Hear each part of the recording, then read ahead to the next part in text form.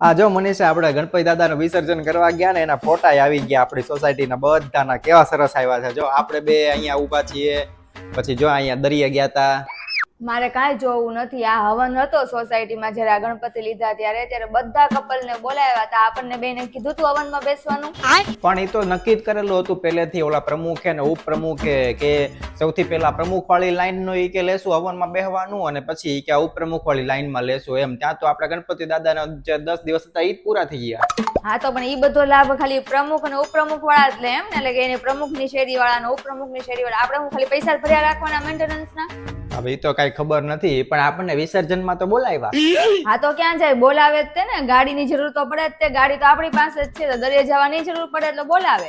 પણ એમાં એ પ્રમુખનો વાક નથી. એ ખાલી એક ઉપપ્રમુખ અને ઉપપ્રમુખની આજુબાજુ વાળા જે છે ને આડોશી પાડોશી, એ જ તે ખાલી ઓલાનો પ્રમુખને ચડાવ્યા કરે છે. પ્રમુખ બિચારો હારો છે, ભગવાનનો માણસ છે, પણ જે છે ને એ આ બધા જ તે છે.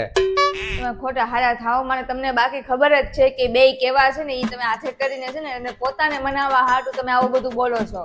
અરે ભાઈ જાવા દે ને, હવે આવું બધું ન બોલવાનું હોય પ્રસંગમાં. પણ આપણને થોડા ઘણા તો મોકા મળ્યા ને. આપણને જો એકવાર આરતી કરવાનો મોકો મળ્યો, 56 ભોગ હતા ત્યારે 2 મીઠાઈ આપણા તરફથી હતી, એ મોકો મળ્યો.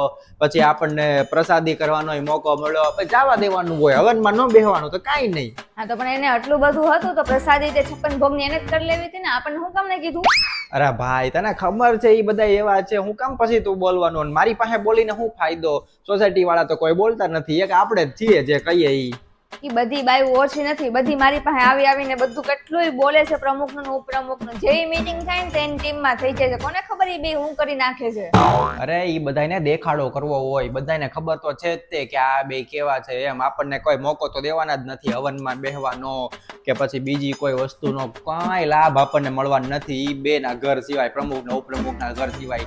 પણ આ બધા છે ને એની આમ ઓલામાં થઈ જાય છે કે એને એમ કે અમે હારા થઈ જાય, અમે હારા થઈ જાય એટલે ક્યારેક તો અમારો વારો આવે, એવું બધું કરે આ.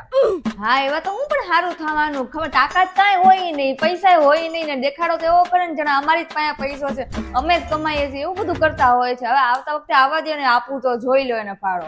હા તો પણ આ વખતે જ ચાલુ કરી દેવાય. આવતા વખતની હું રાહ જોવાની ભાડા હાટું? હમણાં નવરાત્રી આવશે મહિના રહીને, નવરાત્રીમાં આવશે એ 1500 ને 2000 નો ભાડો લેવા. આ વખતે વાત કરતા હતા, હમણાં ગણપતિ ઉત્સવ હતો ને ત્યારે વચ્ચે એક દિવસ ત્યાં બેઠા હતા ને, મંડળી જમાવી હતી ને બધી પુરુષો એ તે વાત કરતા હતા કે આ વખતે તો કે નવરાત્રીમાં મિનિમમ 1600-1700 નો એક ઘર દીઠ ફાળો આવશે, તો હવે કેમ કરશો ને એ બધી વાત કરતા હતા. એટલે આ વખતે આપણને માગવા આવશે આ રીતના.